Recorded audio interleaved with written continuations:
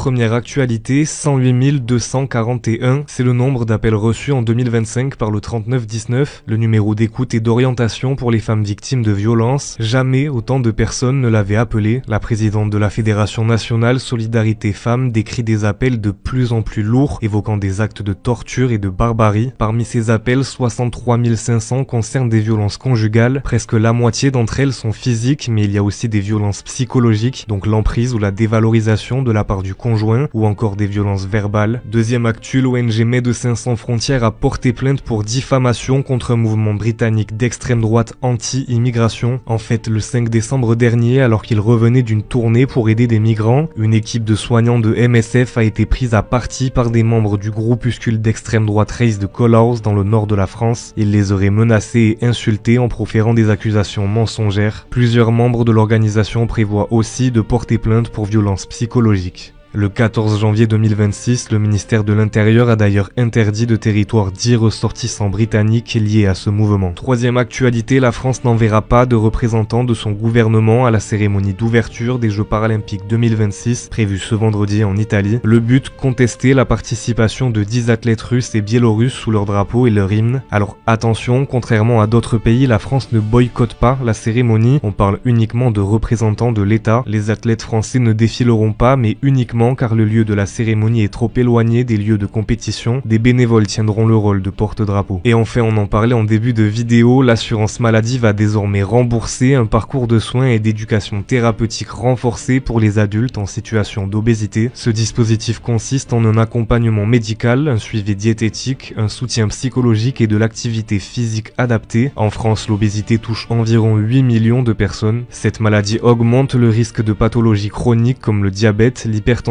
les maladies cardiovasculaires ou respiratoires. Elle peut aussi avoir des conséquences psychologiques et sociales importantes comme un manque d'estime de soi, de la dépression ou encore de l'isolement.